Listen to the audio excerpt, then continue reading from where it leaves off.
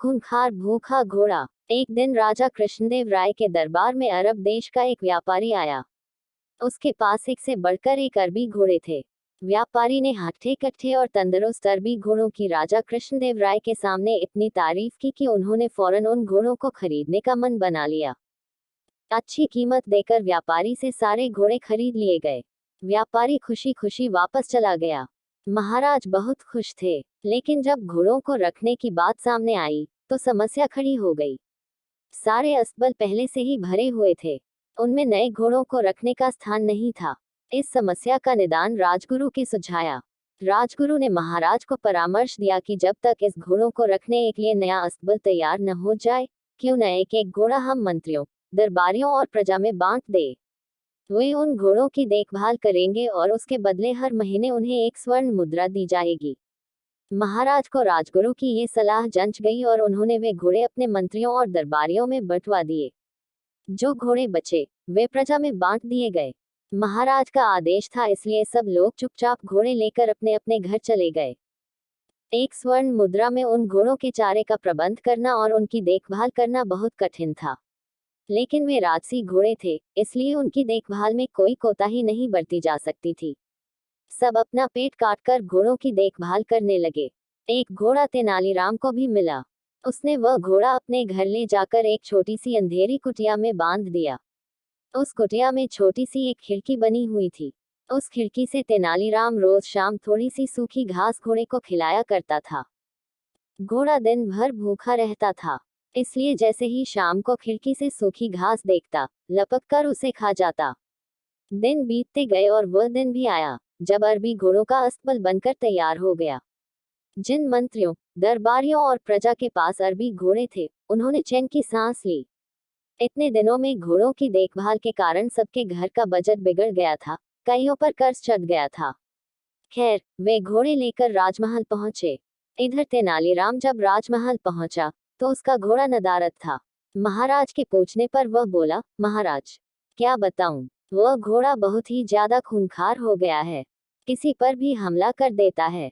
मुझ में तो इतना साहस नहीं कि उसके अस्तबल में घुस पाऊं, इसलिए मैं उसे नहीं ला पाया। महाराज कुछ कहते इसके पहले राजगुरु बोल पड़े, महाराज, तेनालीराम की बात पर विश्वास नहीं किया जा सकता। अवश्य घोड़ा सही सलामत नहीं है, इसलिए तेनालीराम बहाना कर रहा है। हमें वहां जाकर वास्तविकता का पता लगाना चाहिए। महाराज ने राजगुरु को कुछ सैनिकों के साथ तेनालीराम के घर जाकर घोड़े को लाने का आदेश दे दिया। राजगुरु सैनिक लेकर तेनालीराम के घर पहुंच गए। साथ में तेनालीराम भी था। तेनालीराम ने उसे वह कुटिया दिखाई जहां घोड़ा बंधा हुआ था। राजगुरु जब कुटिया के पास पहुंचे तो तेनालीराम बोला, राजगुरु जी संभल के, घोड़ा सच में बहुत खूंखार हो गया है, आप पहले खिड़की से उसका मुआयना कर लीजिए। राजगुरु ने भी सोचा कि पहले खिड़की से ही मुआयना कर लेना उचित होगा। वह अपना मुंह खिड़की के पास ले गए।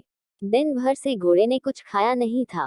तेनालीराम शाम के समय ही उसे सूखी घास दिया करता था, इसलिए जैसे ही राजगुरु खिड़की के पास अपना मुंह लेकर गए, उनकी दाढ़ी को सूखी घास समझकर घोड़े ने मुंह में दबा लिया और खींचने लगा। राजगुरु दर्द से चीख पड़े।